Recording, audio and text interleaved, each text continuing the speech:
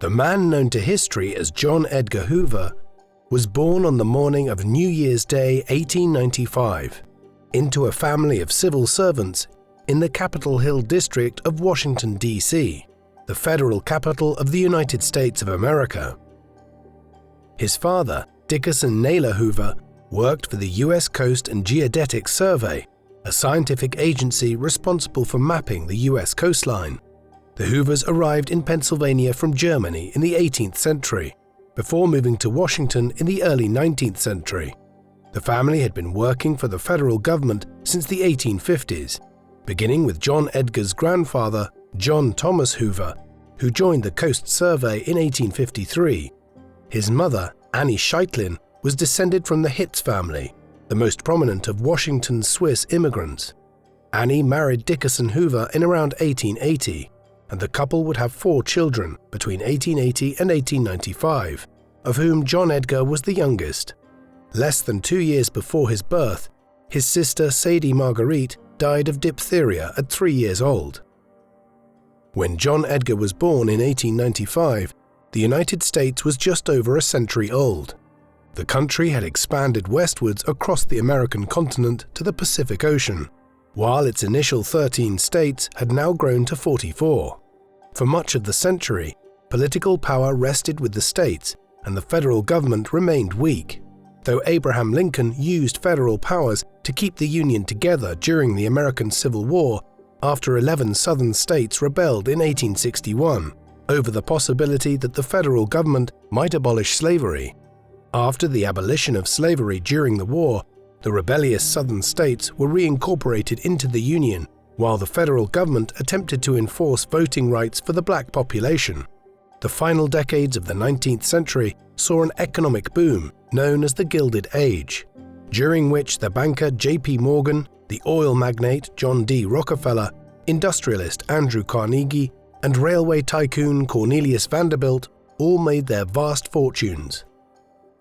In June 1895, Dickerson Hoover became head of the Coast Survey's printing office in Washington.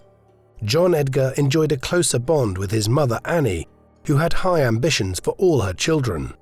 He started school at the age of 6 at nearby Brent Elementary, where he proved to be a hard-working and intelligent pupil who was well liked by his teachers. In October 1905, while John Edgar was 10 years old, his aunt Mary Scheitlin was killed by her lover. Although he never mentioned the incident later in life, the tragedy had a great impact on his childhood.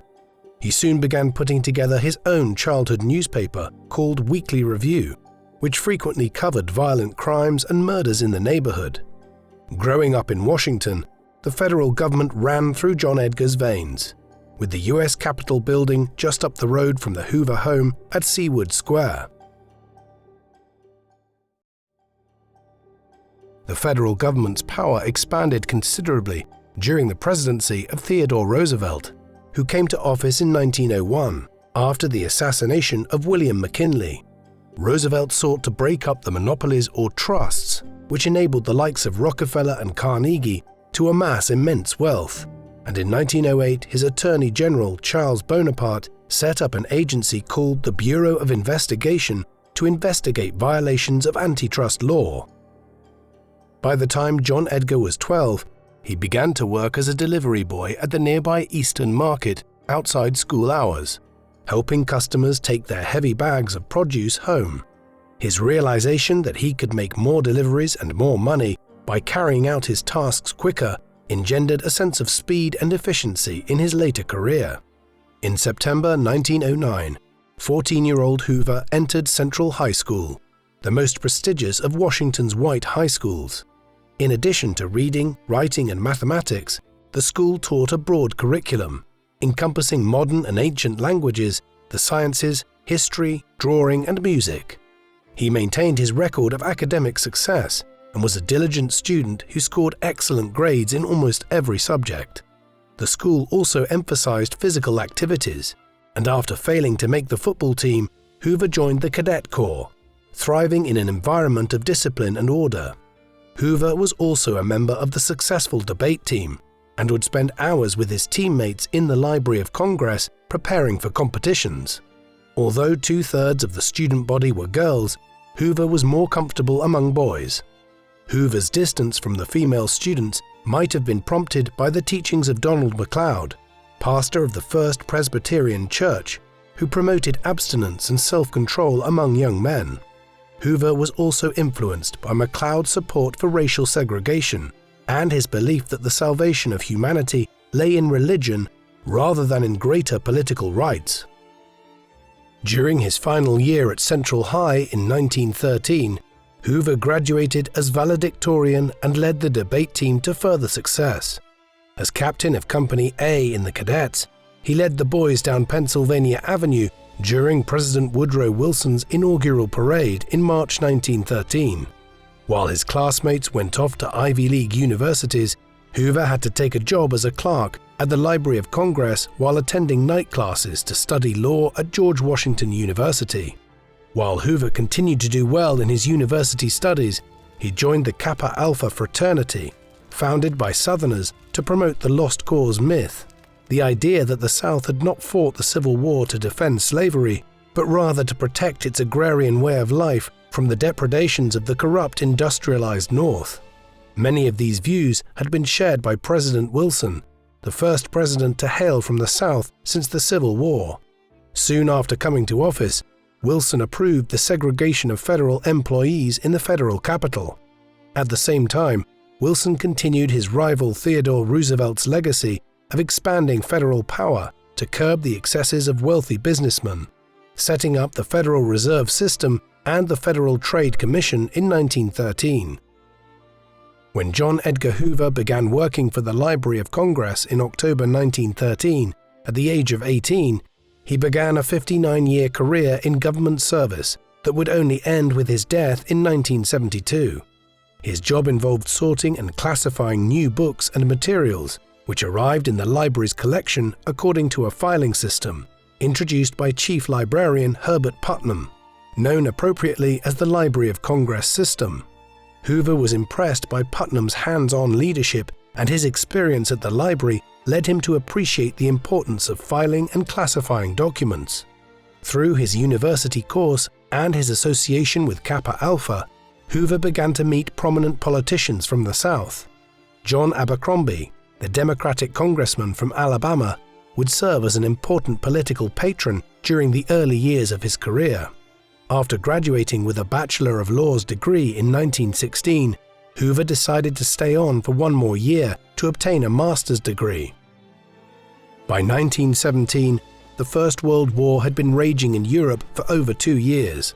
Despite German submarine attacks on Atlantic shipping, which claimed more than 100 American lives, Wilson resisted British and French pleas to join the war against Germany until April 1917. 2 months later, Hoover graduated from law school and started work in the Justice Department, with a draft exemption 26th of July.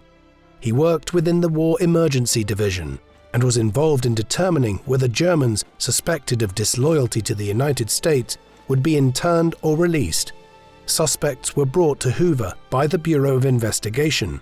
In June 1917, Congress passed the Espionage Act, which gave the federal government the authority to crack down on opposition to the war. Accordingly, the Justice Department took action against left-wing anarchists and communists who participated in anti-war protests. When President Wilson announced that German-born men who were not US citizens had to register with the government, in February 1918, Hoover coordinated the registration work in New York City. After the end of the First World War in November 1918, Hoover remained at the Justice Department, and in March 1919 he became a special assistant to Attorney General A. Mitchell Palmer. Although the Germans interned during the war were soon released, the threat from communism appeared to increase. In November 1917, the Bolshevik Party had overthrown the Liberal Provisional Government in Russia, establishing the Russian Soviet Federative Socialist Republic, the first communist government in the world. In March 1919, Bolshevik leader Vladimir Lenin established the Third International, or Comintern, which promoted international revolution. Palmer believed that foreign immigrants were responsible for radicalizing the US labor movement and sought authority to deport them. and Hoover owed his appointment as Palmer's special advisor to his connections with John Abercrombie, then serving as solicitor and acting secretary of the Labor Department, with responsibility for immigration. In early June 1919, an anarchist bomb destroyed Palmer's house as part of a coordinated campaign targeting government officials. On the 1st of July, Palmer asked Hoover to lead the Bureau of Investigation's newly created Radical Division, with responsibility for coordinating between the Justice and Labor Departments to deport political extremists. Applying his experience from the Library of Congress, Hoover started by instituting a new filing system to keep track of documents. Hoover personally gathered evidence on Emma Goldman, one of the country's most prominent anarchists, and argued for Goldman's deportation at a hearing in New York on the 18th of October. The case went to the Supreme Court, which ruled in favor of deportation on the 11th of December. On the 20th of December, Goldman and her ally Alexander Berkman were among 249 anarchists deported to Soviet Russia. Palmer and Hoover immediately turned their attention to the Communist Party and the Communist Labor Party of America. After compiling a list of foreign-born communists, Hoover requested 3,000 deportation warrants, which were signed off by Abercrombie on the 27th of December. On the 2nd of January, the Bureau agents led raids across the country and made over 3,000 arrests. Both Palmer and Hoover were hailed by the press, but after Abercrombie's departure from the Labor Department in March, his successor, Louis Post, rescinded over 2,000 warrants and denounced the raids as unlawful. Although Hoover attempted to distance himself from the raids and changed the name of his organization to the more neutral General Intelligence Division, Palmer told the Senate in early 1921 that Hoover had been responsible for organizing the raids. In March 1921, Republican Warren Harding took office as president. As part of Wilson's Democratic administration, Hoover feared for his job, but decided to stay in his post under the new Attorney General, Harding's campaign manager, Harry Daugherty. In August, Daugherty appointed private detective William Burns as director of the Bureau of Investigation, with Hoover as assistant director. During his 3 years as assistant director, Hoover established a system for organizing fingerprints, instituted special training for Bureau agents, and forbade junior agents from speaking to the press. Although Burns previously enjoyed a reputation for efficiency, the Justice Department during the Harding administration was a hotbed of corruption. The scandal broke after Harding's sudden death on the 2nd of August 1923, when it emerged that the administration had taken bribes to lease out the Teapot Dome oil reserve in Wyoming. When Daugherty refused to investigate the allegations, the Senate began an investigation into the Justice Department in March 1924, which uncovered systematic corruption and abuse of power by Daugherty and Burns. Though Hoover later denied knowledge of the corruption, as Burns's deputy, it is unlikely he was completely ignorant. After President Coolidge dismissed Daugherty in March 1924 and Burns in May, Hoover was named director of the Bureau of Investigation on the 10th of May. The new Attorney General, Harlan Fiske Stone, had initially appointed Hoover as acting director and instructed him to clean up the organization. The reforms to create an apolitical and meritocratic bureau were initially driven by Stone, who rejected political surveillance and abolished the General Intelligence Division. Hoover dismissed the Bureau's more notorious agents and stipulated that new recruits should have qualifications in law or accountancy. On the 10th of December, Hoover was confirmed as director of the Bureau on a permanent basis and continued his efforts to professionalize the agency, contrasting its agents with local policemen, whom he regarded as drunk, incompetent, and corrupt. In January 1920, the United States entered the Prohibition era after the ratification of the 18th Amendment the previous year. While many policemen joined gangsters in evading the ban on alcohol, Hoover dismissed Bureau agents caught drinking. In order to improve the Bureau's efficiency, he encouraged federal and local authorities to share information as part of his continued work to establish a national database of fingerprints. After Harlan Stone was appointed to the Supreme Court in January 1925, Hoover appointed Harold Nathan as his assistant director. He also tapped into his networks at George Washington Law School and Kappa Alpha. In March 1928, he hired Clyde Tolson, a government clerk and a GW law graduate from Missouri, who would become Hoover's closest associate in his professional and personal life. Soon after his appointment, Nathan introduced a rating system to measure the efficiency of Bureau employees, who were subject to inspection twice a year. Hoover's demands for agents to work unpaid overtime, as well as his tendency to reassign agents across the country at short notice, meant that most agents were single, unmarried men. Hoover himself remained unmarried and continued to live with his widowed mother at Seaward Square. Despite having a female secretary, Helen Gandy, his relationships with younger male subordinates were far more intimate. As part of his personal reorganization, Hoover exhibited his conservative views by dismissing female agents and demoting African Americans to work as chauffeurs and valets. By the late 1920s, Hoover was well on his way to creating an organization that pursued his own agenda, free from political control. In March 1929, the newly inaugurated Republican President Herbert Hoover, no relation to John Edgar, spoke of the need for the federal government to tackle organized crime. The Bureau of Investigation's remit was relatively limited, and the president ensured it remained that way to avoid political controversies, leaving enforcement of prohibition to the Treasury and organized crime to the states. Instead, John Edgar Hoover worked with the police to establish a national system for crime statistics. The administration's focus on crime was soon superseded by economics during the Great Depression of the early 1930s. In 1932, Hoover invested his limited budget in the creation of a forensic laboratory that opened in November under the leadership of Special Agent Charles Appel. President Herbert Hoover's inability to drag the country out of economic depression led to his defeat in the 1932 presidential election to Democratic candidate Franklin D. Roosevelt, a distant cousin of Theodore Roosevelt.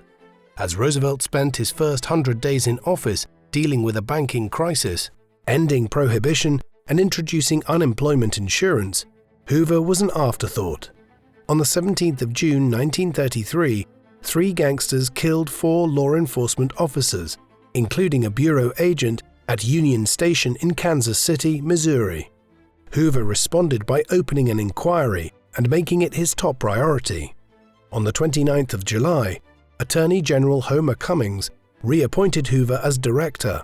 A week earlier, oil executive Charles Urschel had been kidnapped in Oklahoma City.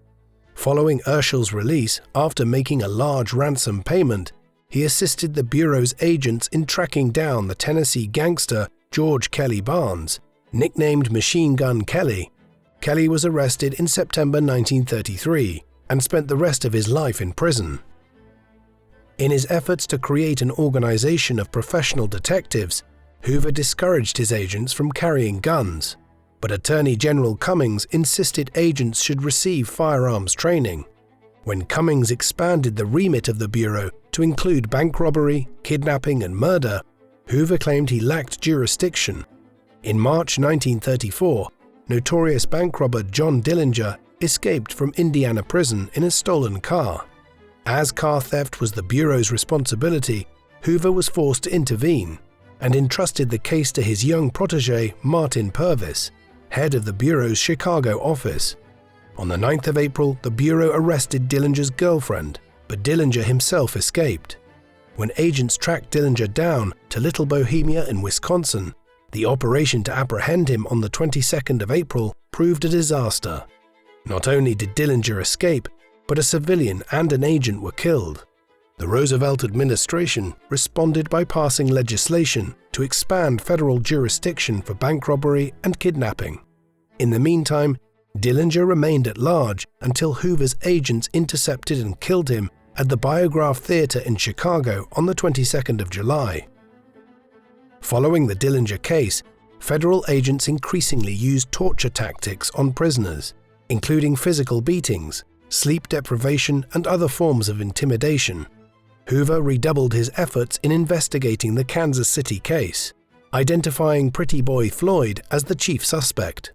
Agents from Purvis's Chicago office killed Floyd in an Ohio farmhouse on the 22nd of October.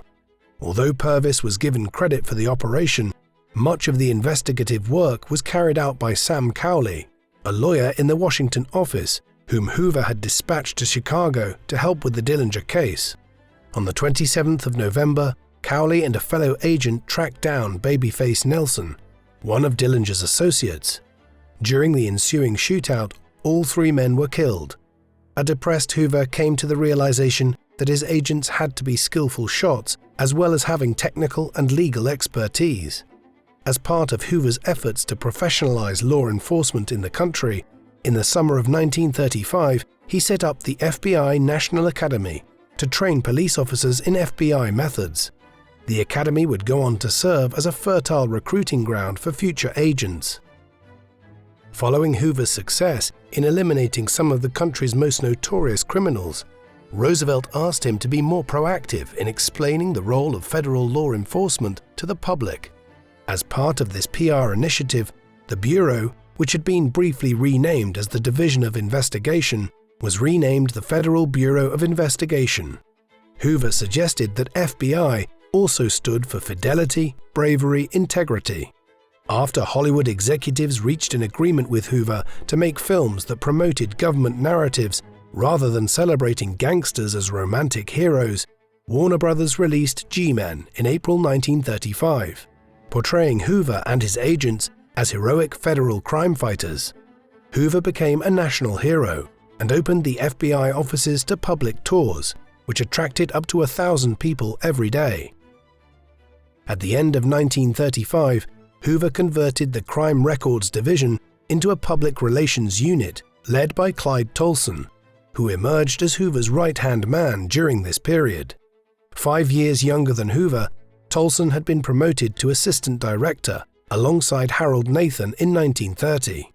He was in charge of personnel and worked closely with Hoover, and by 1935 they regularly went out together on social occasions.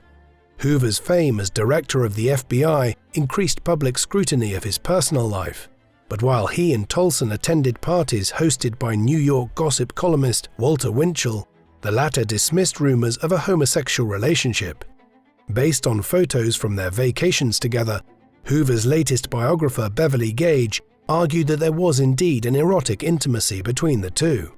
When FBI agents tracked down the gangster Alvin Karpis in New Orleans, Hoover and Tolson appeared on the scene on the 1st of May 1936. Responding to criticism from a Democratic senator that he had never arrested anyone, Hoover was present to carry out the final arrest. In July 1936, Hoover created the position of assistant to the director for Tolson, making him Hoover's undisputed deputy. Hoover's presumed homosexuality contrasted with his promotion of socially conservative Christian moral values in lectures to social organizations.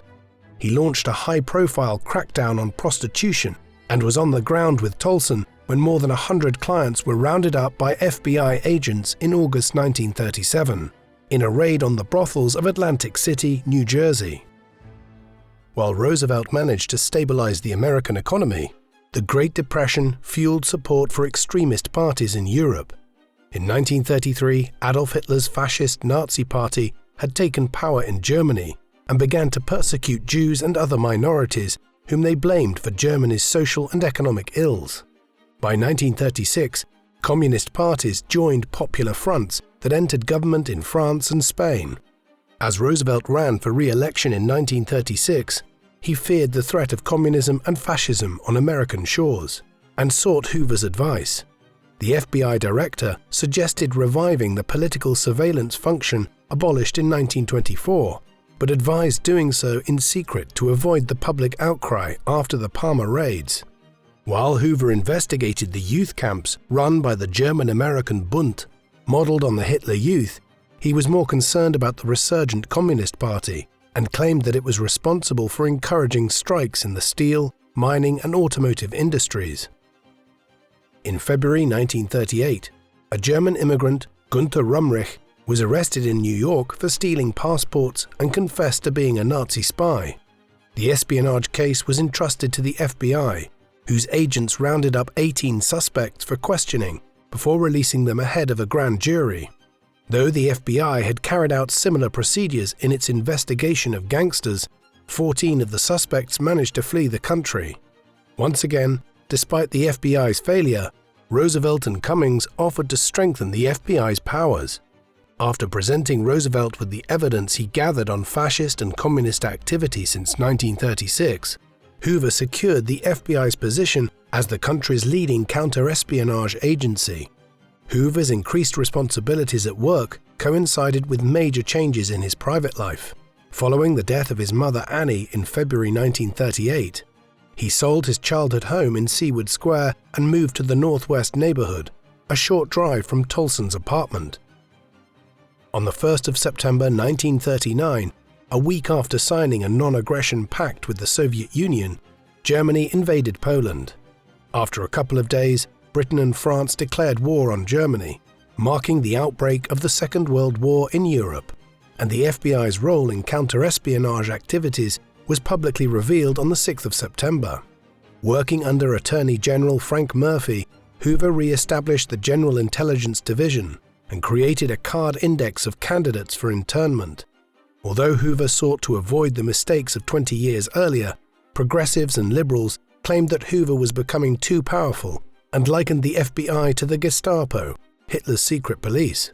When Murphy was appointed to the Supreme Court in January 1940, his successor Robert Jackson seemed poised to dismiss Hoover. Amidst press rumors that he was to be fired, Hoover offered to resign, prompting Jackson to issue a statement expressing confidence in the FBI director, while simultaneously asserting the Justice Department's authority over the agency.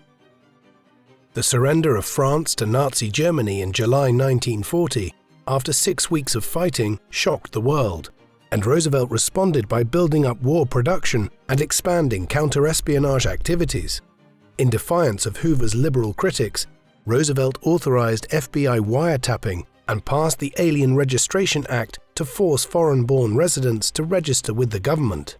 Additionally, Roosevelt asked the FBI to conduct counter-espionage operations in Latin America, where the Germans were suspected of establishing their own intelligence network. To deal with the increased wartime workload, the FBI's employee count rapidly increased from under 2,500 in January 1940 to almost 5,600 in June 1941, while its budget grew to $25 million in 1942. The FBI set up wiretaps in foreign embassies and recruited informants to infiltrate factories, labor unions, and civil rights organizations. Hoover also cooperated with British intelligence and sent FBI agents to London and Canada for training. The FBI was able to maintain surveillance on a wide network of Nazi operatives through its double agent William Siebold, and on the 28th of June 1941, the FBI rounded up more than 30 Nazi spies and charged them under the Espionage Act. Despite this triumph, the FBI's cooperation with the British tailed off, as the latter preferred to work with Bill Donovan, the head of the Office of the Coordinator of Information, soon renamed the Office of Strategic Services. On the morning of the 7th of December 1941, Japanese aircraft launched a surprise attack on the US naval base at Pearl Harbor in Hawaii. Hoover had been tracking Hawaiians of Japanese ancestry for more than a year and was given authority to arrest those who weren't US citizens. Congress declared war on Japan on the 8th of December, and 3 days later Hitler declared war on the United States. In the meantime, the FBI arrested thousands of Germans, Italians, and Japanese suspects and sent them to internment camps all over the country. While the FBI's arrest of Japanese, German, and Italian nationals was relatively limited, Roosevelt's War Department proposed interning all persons of Japanese descent regardless of citizenship. Hoover considered this counterproductive and enlisted the support of the liberal Attorney General Francis Biddle, who had been appointed in late 1941 after Jackson's elevation to the Supreme Court.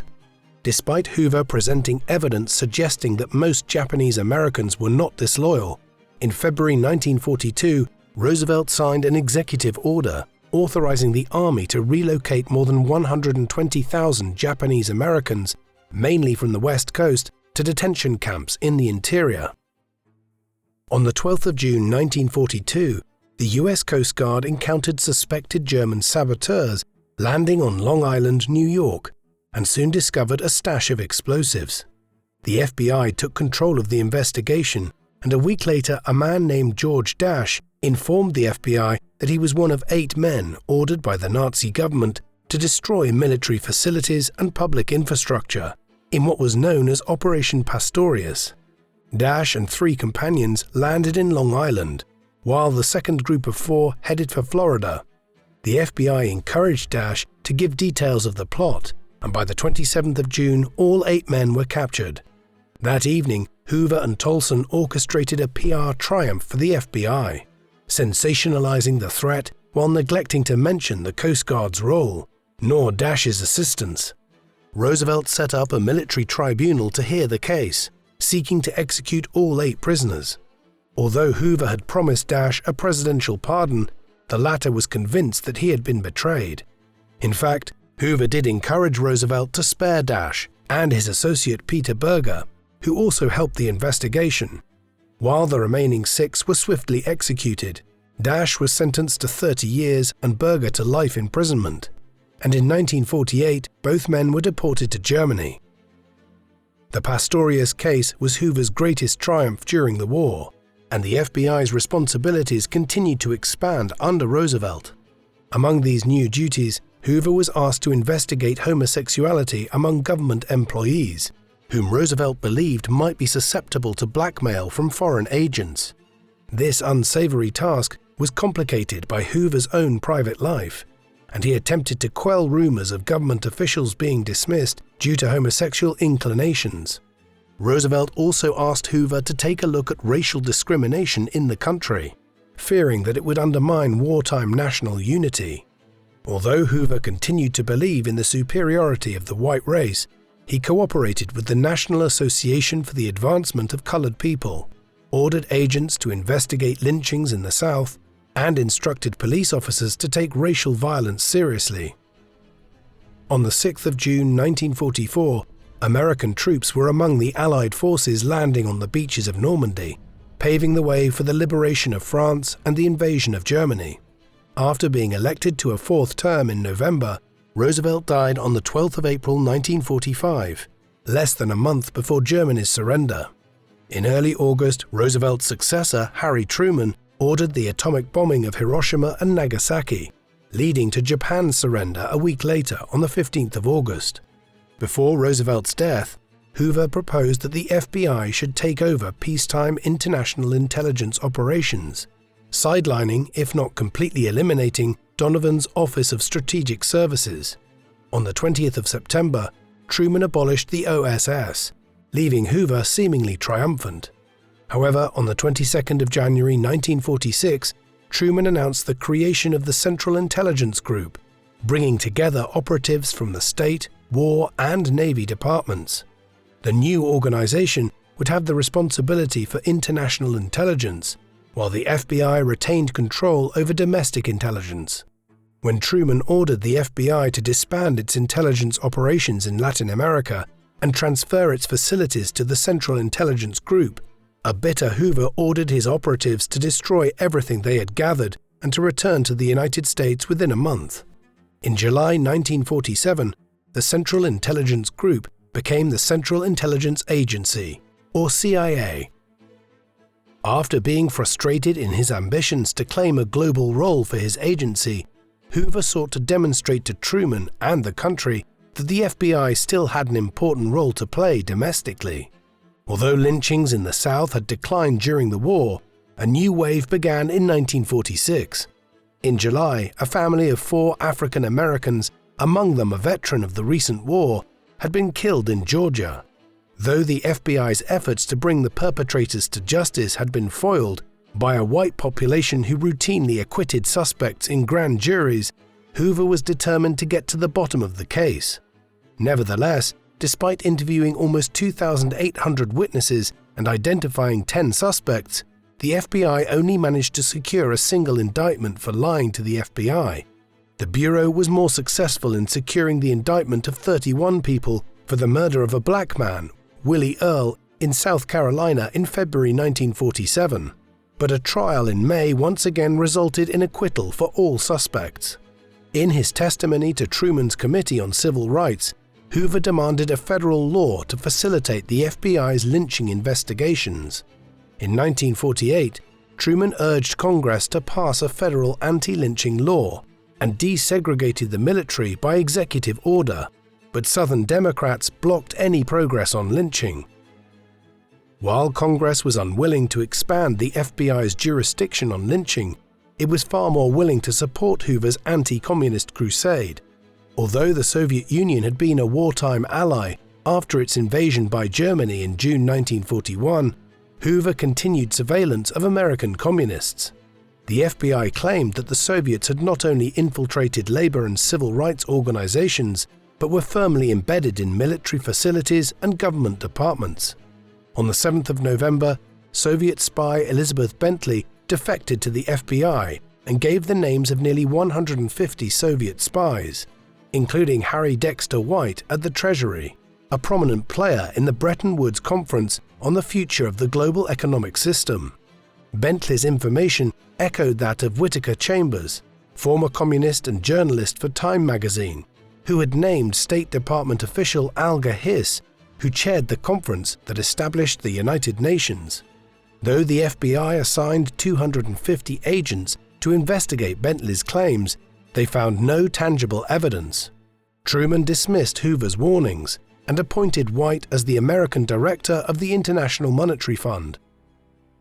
A bitterly disappointed Hoover responded by turning to the resurgent Republican Party in Congress for support. At the same time, he reached out to the House Un-American Activities Committee, which had been formed in 1938 to investigate fascist and communist subversion. On the 26th of March, he testified before the House Un-American Activities Committee, setting out the threat of communism to American liberal democracy. The FBI supplied the House Un-American Activities Committee with evidence when the committee held public hearings in late 1947 on the subject of communist influence in Hollywood. Walt Disney and Ronald Reagan, then president of the Screen Actors Guild, were among the public figures who worked with the FBI and supported Hoover's assertion that the US film industry was full of communists. When 10 witnesses refused to answer whether they were members of the Communist Party, the committee's investigators presented their party membership cards, and the Hollywood 10 were charged with contempt of Congress. Following the hearings, Hollywood executives blacklisted communist sympathizers from working in the industry.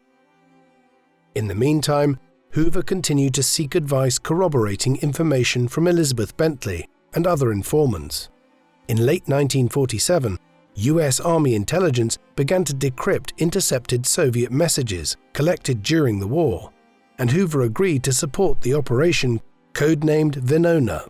In July 1948, Hoover secured indictments of 12 leaders of the Communist Party under the Wartime Alien Registration Act, also known as the Smith Act. Later that month, Elizabeth Bentley testified before the House Un-American Activities Committee, naming Harry Dexter White. A few days later, Whittaker Chambers appeared before the committee with his allegations against Edgar Hoover.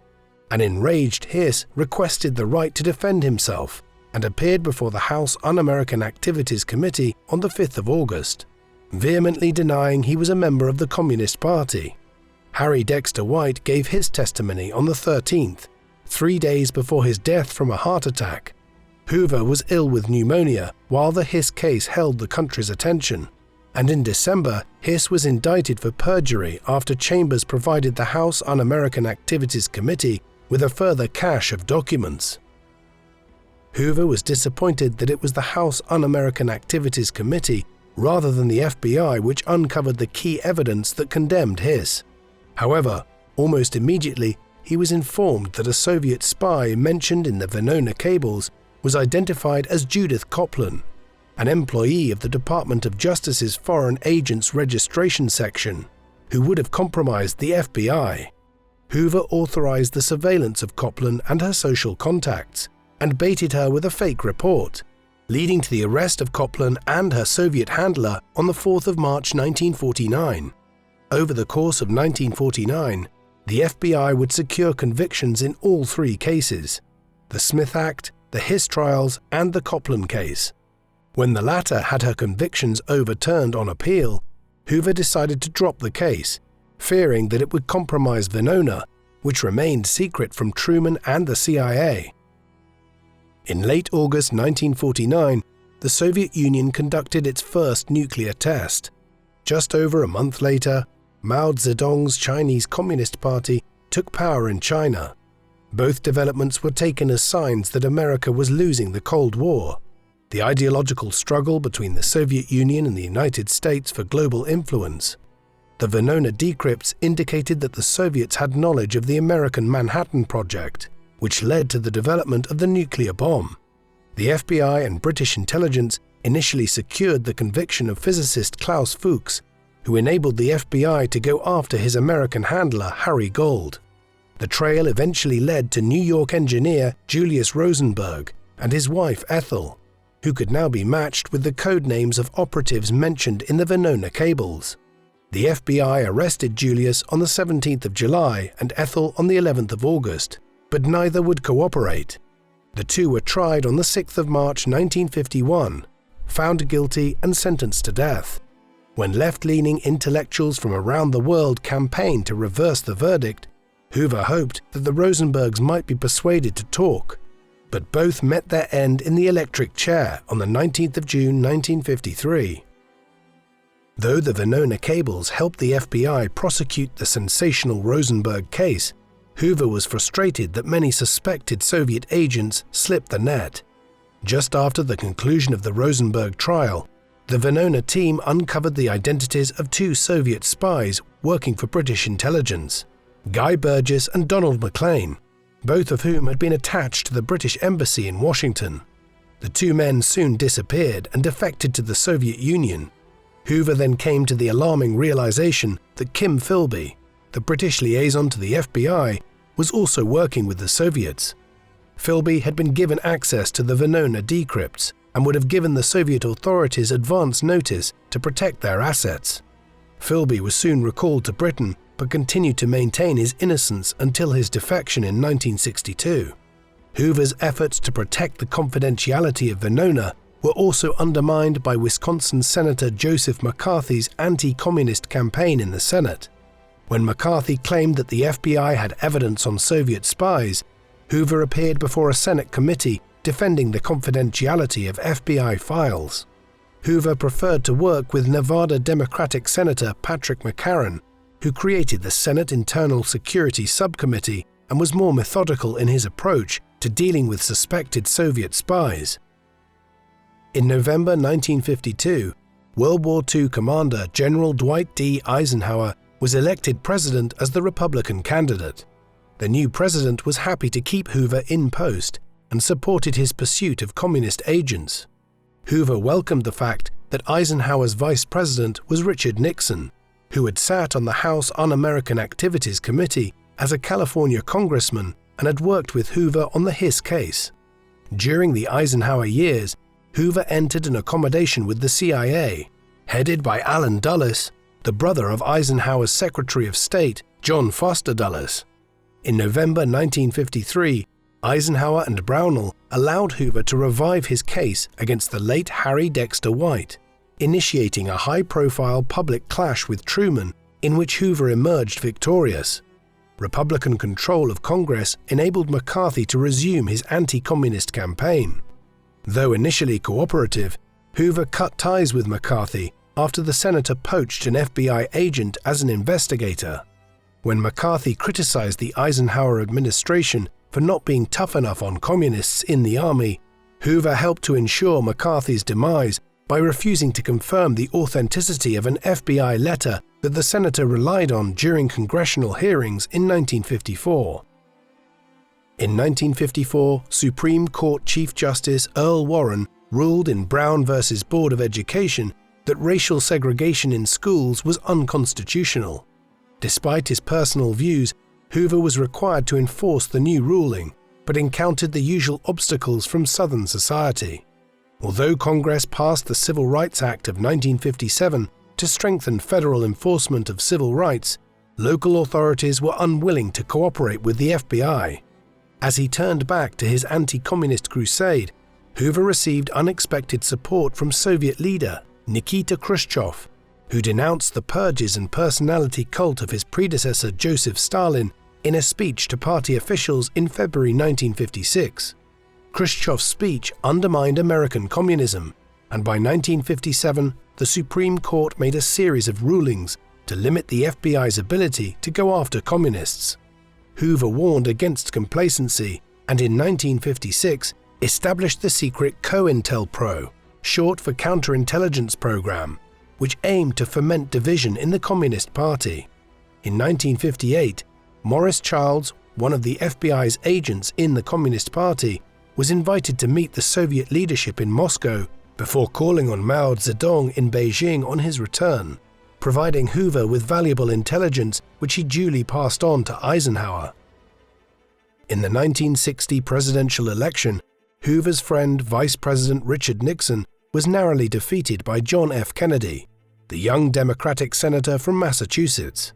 Hoover was unimpressed by Kennedy, whose frequent sexual affairs threatened to compromise him as president.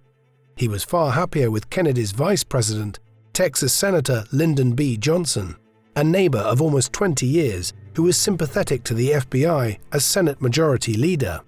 After the president appointed his 35-year-old brother, Robert Kennedy, as Attorney General, Hoover was appalled by Bobby's unprofessional manner and his habit of calling at the FBI offices without prior notice. On a more fundamental level, Hoover opposed Bobby's proposals for a crime commission to tackle organized crime, resenting the insinuation that the FBI was not doing enough. Although Hoover had previously denied the existence of an American mafia, by the 1950s the Bureau had been secretly gathering evidence and wiretapping mafia bosses in Chicago. After Hoover met with both Kennedys, in April 1961, Bobby dropped the Crime Commission proposal and instead advocated for increasing the FBI's enforcement powers. On the 17th of April, the CIA-backed invasion of communist Cuba at the Bay of Pigs proved a fiasco, allowing Hoover a perfect opportunity to attack the agency's incompetence. The following day, Hoover received information that the CIA had sought assistance from the mafia, and Bobby Kennedy confirmed to Hoover that Chicago mobster Sam Giancana had been approached by the CIA to assassinate Cuban communist leader Fidel Castro. The FBI's interrogation of Giancana revealed the Kennedys' links to organized crime, information which Hoover kept under wraps. Hoover and Bobby's relations were also strained by the continued challenge of civil rights enforcement. In May 1961, civil rights activists launched the Freedom Rides campaign, taking buses into the South to test whether desegregation would be enforced. Although the FBI had informants in the Ku Klux Klan who warned of an attack in Birmingham, Alabama on the 14th of May, the local police failed to take action when the buses were attacked. When Bobby requested FBI assistance in protecting the riders, Hoover refused and limited the Bureau to gathering evidence. While the Klan considered Hoover an enemy, the FBI continued its surveillance of civil rights leaders based on Hoover's belief that the movement was being radicalized by communists.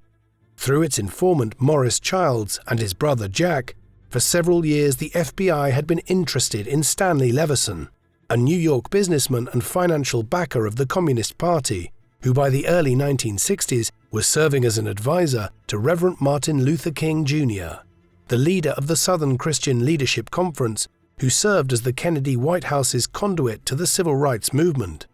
In early 1962, Hoover informed the Kennedys of King's communist links, hoping that the White House encouraged the civil rights leader to quietly remove Leveson and Jack Odell, another of King's advisors who was suspected of being a secret member of the Communist Party leadership.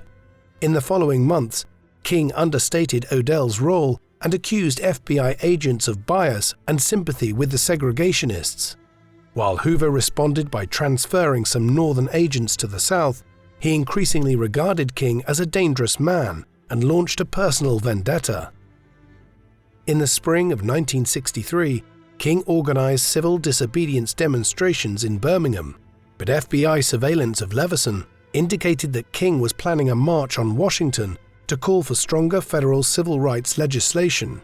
When Hoover passed this information to Kennedy, on the 11th of June, the president decided to seize the initiative by proposing a comprehensive federal civil rights law to desegregate all public spaces. A few days later, the Kennedys once again urged King to dismiss Odell and Leveson. While acknowledging Odell's communist affiliations, King stood by Leveson in the absence of conclusive proof, which Hoover refused to provide in order to protect his sources. On the 28th of August 1963, King led a march on Washington, delivering his famous "I Have a Dream" speech to a crowd of over 250,000 people. The event caused Hoover to focus on King himself as a threat to national security, and he authorized the wiretapping of King's home and office. While racial violence continued to engulf the South, President Kennedy was shot and killed in Dallas, Texas, on the 22nd of November 1963. After initially instructing FBI agents in Texas to track down right-wing extremists, after Dallas police detained Lee Harvey Oswald as the chief suspect less than an hour later, Hoover ordered his men to focus on Oswald. Though the FBI already had a file on Oswald due to his brief stay in the Soviet Union and his Russian wife, they did not consider him an active threat. While Hoover was prepared to believe that Oswald was a communist who acted alone in gunning down Kennedy, that evening he received instructions from President Lyndon Johnson to carry out a thorough investigation into the late president's death. The following day, Hoover ordered his agents to work on establishing Oswald's guilt, an approach that may have reflected a desire to protect the FBI's surveillance of communists and organized crime. On the 24th, while Oswald was being escorted by Dallas police to a more secure detention facility, he was fatally shot by Jack Ruby, a nightclub operator in Dallas. Oswald's death frustrated Hoover's hopes that he could get the investigation over with quickly, and fueled speculation and alternative theories. Although Johnson hoped that the investigation into Kennedy's death would remain in the hands of the FBI, he bowed to political pressure and established a special commission under Chief Justice Earl Warren. On the 9th of December, the FBI delivered a 400-page report with information on Oswald's links with Cuba and a recent trip to the Soviet embassy in Mexico City, leaving out any information unrelated to Oswald. Moreover, while the report acknowledged that the FBI had known about Oswald, it did not reflect Hoover's personal belief that his agents had been negligent prior to the assassination. When the commission criticized the FBI's reports for not being thorough enough, Hoover responded by flooding the commission with thousands of pages of evidence uncovered during the investigation. At the same time, an indignant Hoover aimed to suppress a false rumor heard by the commission in January 1964 that Oswald had been an FBI informant. Despite hostility from the Warren Commission, Hoover retained Johnson's support, and on the 8th of May, the president exempted him from mandatory retirement at the age of 70. On the 14th, Hoover testified before the Warren Commission, defending the view that Oswald had acted alone, and the commission's final report in December echoed the FBI's conclusions. As he prepared for the 1964 presidential campaign, Johnson sought to continue his predecessor's agenda and aimed to pass the civil rights legislation that Kennedy championed in the final months of his presidency. In the meantime, the FBI claimed that as a result of its surveillance, it had found that King was having several extramarital affairs and participated in sex parties, reports that Hoover shared with Congress off the record. When the Johnson administration expressed fears that Hoover's innuendos would imperil the president's civil rights agenda, Hoover backed off. After passing the House and the Senate, the Civil Rights Act of 1964 was signed by President Johnson on the 2nd of July, with Bobby Kennedy and Martin Luther King in attendance. Days later, Johnson ordered Hoover to go to Mississippi to secure a commitment from state leaders to enforce the new legislation. The Civil Rights Act changed the country's politics overnight. In the November presidential election, Johnson defeated right-wing Republican candidate Senator Barry Goldwater in a landslide. While Johnson swept most of the country, Goldwater won the conservative South, previously a Democratic heartland.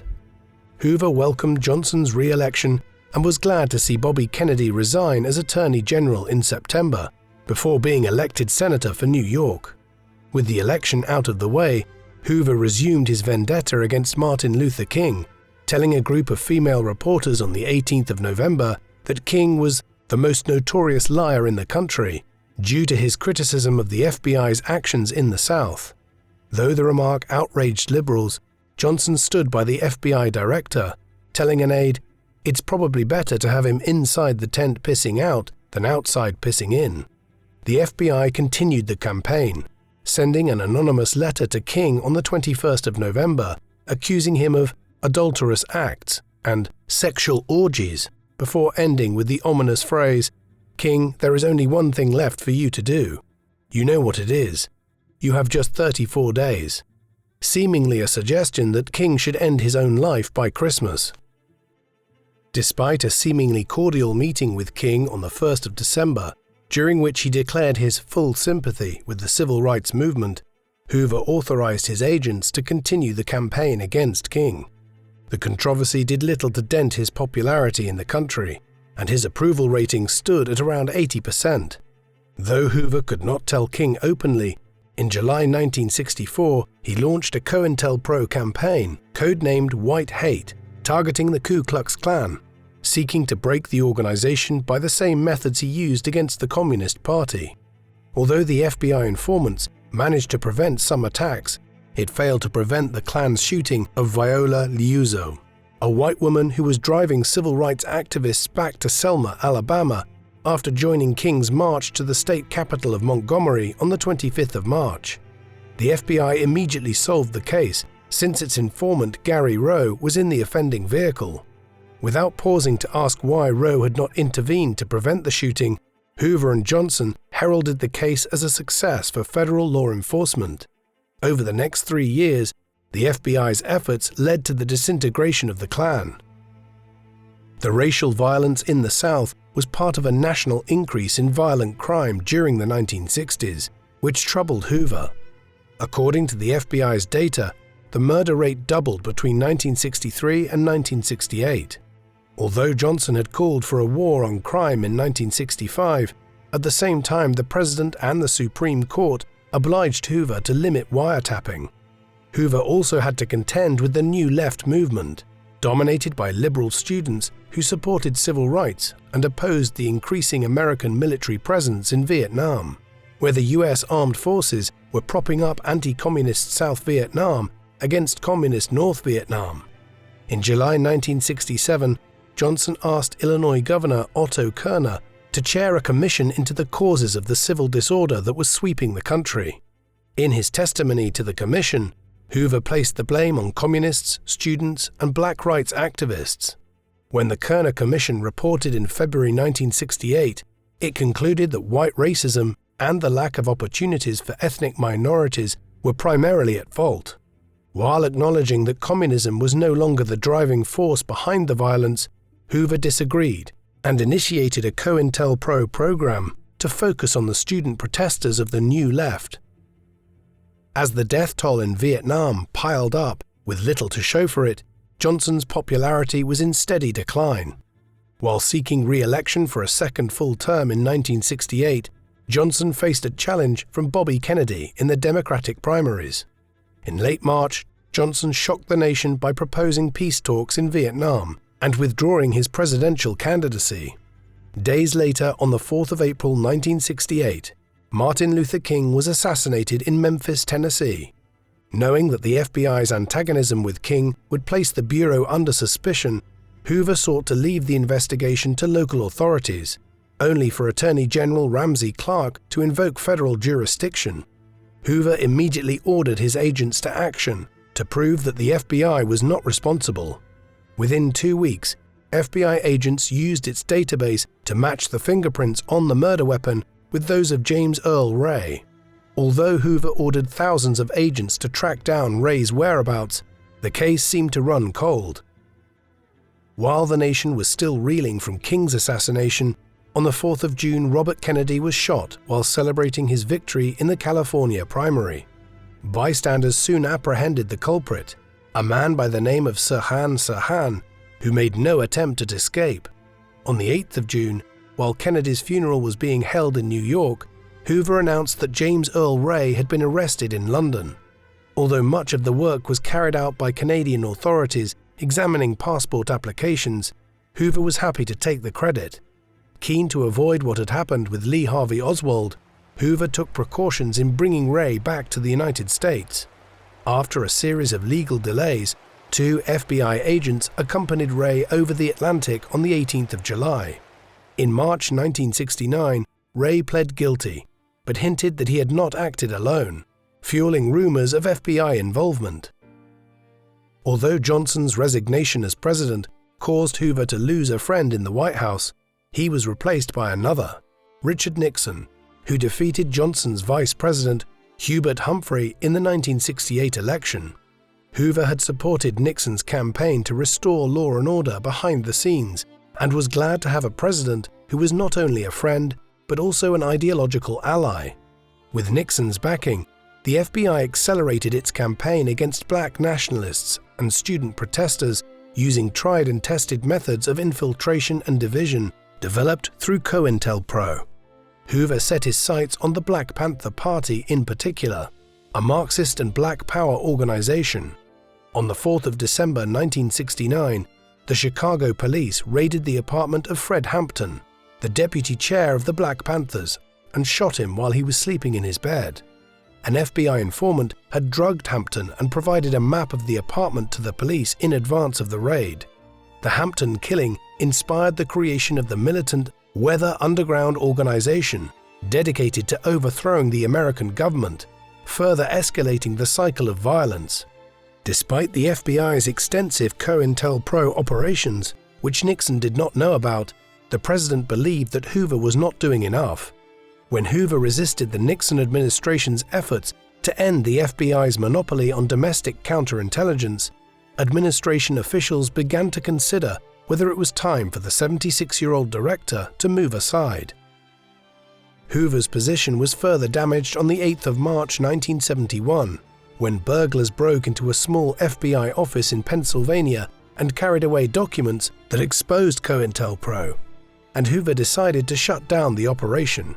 The revelations exacerbated the decline in Hoover's popularity among liberals, prompting calls for his resignation in the Senate by South Dakota's George McGovern, who would challenge Nixon for the presidency in 1972, and Massachusetts' Ted Kennedy, the surviving Kennedy brother. While Hoover aimed to stage a comeback with support from Nixon's conservative Republican base, relations between Nixon and Hoover further deteriorated in June 1971, when classified documents about the Vietnam War, known as the Pentagon Papers, were leaked to the New York Times. Sensing that the FBI was not investigating the leak intensively enough, Nixon responded by recruiting a team of intelligence operatives, nicknamed the Plumbers, to investigate leaks and carry out dirty tricks operations. In late 1971, Nixon repeatedly sought to persuade Hoover to announce a retirement date, but backed down when Hoover demanded a written presidential instruction. The great political survivor, who led the FBI under 8 presidents, was in no hurry to leave office. As he continued to weather the political attacks, John Edgar Hoover died unexpectedly in the early hours of the 2nd of May, at the age of 77. Shortly before his death, Hoover had instructed his secretary, Helen Gandy, to destroy files on his private life. He left his house and most of his assets to Clyde Tolson, who briefly took the reins at the FBI. The following day, Hoover became the first unelected civil servant to be granted the honor of lying in state in the Capitol building. While Nixon mourned the loss of a personal friend, the timing of Hoover's death was fortuitous for the president, who decided to assert the administration's control of the agency by appointing Assistant Attorney General L. Patrick Gray as acting director. On the 4th of May, Hoover was buried alongside his parents in the Congressional Cemetery in Washington, D.C., the center of federal power where he had lived and worked for his entire life. J. Edgar Hoover is considered one of the most controversial and notorious figures in American history. For the vast majority of his career as one of the most powerful civil servants in the country, Hoover was universally admired by left and right, both as a protector of civil liberties and as a bastion of law and order. a fact reflected in his extraordinary longevity as head of the FBI, and its predecessors for almost half a century under 8 presidents, 4 Republicans and 4 Democrats. Though Hoover is credited for establishing the FBI as the strong arm of the American state, much of this expansion took place under the instructions from progressive Democratic presidents Franklin D. Roosevelt and Lyndon B. Johnson. Following the Bureau's initial success in tackling gangster violence and the failure of Southern state authorities to enforce federal civil rights legislation, while the FBI under Hoover was responsible for the demise of the Ku Klux Klan, Hoover's personal conservative biases meant that he was more enthusiastic about waging war against black rights activists and communists, and Hoover's FBI achieved its greatest success in the 1950s through the unmasking of Soviet spies in the United States and Britain. However, Hoover's desire to protect the FBI contributed to his reluctance to conduct wider investigations of the assassinations of President Kennedy and Martin Luther King, while his vendetta against the left contributed to an escalation rather than a reduction of violence at the end of his life. What do you think of J. Edgar Hoover? Was he an impartial law enforcement official who helped keep the United States safe from domestic and foreign enemies for more than half a century? Or was he a nefarious figure who was motivated by his political biases to crack down on civil rights and student protesters? Please let us know in the comment section, and in the meantime, thank you very much for watching.